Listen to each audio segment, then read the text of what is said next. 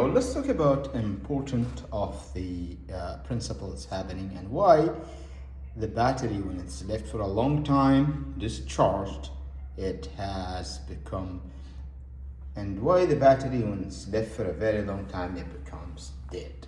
Right, so here, as you can see, let's take it outside for more light. Okay, we'll bring it back later on. Just 1 second. Okay, this is more light. Okay.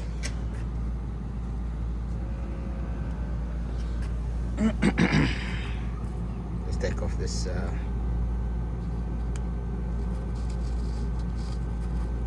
See. All right. We have two blades. This one here is a dry lead plate, okay? And it's actually the negative side. And this here, which is more different color, this is the lead oxide plate, okay? And separated between them with the use of a permeable membrane, which can actually allow the electrolytes and molecules to go through, right? Now, this is the new one.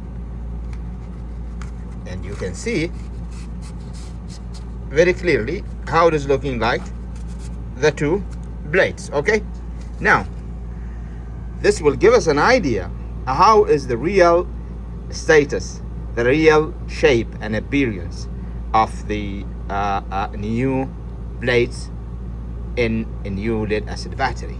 Now that we have this image in our minds, we can actually figure out what is happening with these lead batteries. Now, let's talk about this one here. This lead acid battery, as you know, if you look at the previous video, right, you can see that it's already dead, maybe 9 years discharged, okay? So you can see the lead sulfate built up.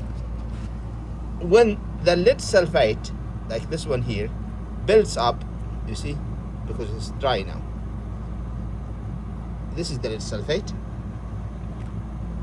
When it's left for a very long time discharged, it builds up so that it can prevent any interaction between the two plates, and therefore the battery becomes really dead. So it blocks the plates from interacting with the solution, which is sulfuric acid, and to interact with each other. Therefore, no current is running. It becomes dead, right? Because it has been left for a very long time. So, comparing to the new one, you can see how much bad the shape, how much pathetic actually situation this battery has come to. That's why we're not going to fix this battery, because it has a very, very big damage. You understand me?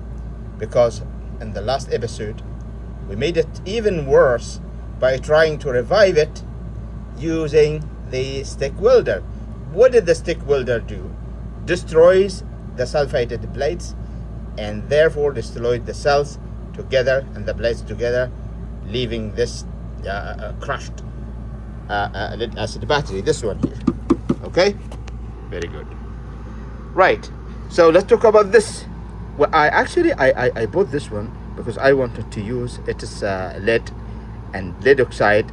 I want to salvage its lead oxide. I'm sorry, I wanted to salvage its lead oxide so that I can use in fixing the batteries. But after I opened this one, I realized, because my intention is to fix this one, but after I saw what I see now, what you see now from the internal components, I decided to fix this one. So our fix is different, because we will fix forever. We are going to put the cover again after we fix it, and then we will install screws, so you can open anytime when there is a problem, and you can clean, and therefore this battery will stay with us forever.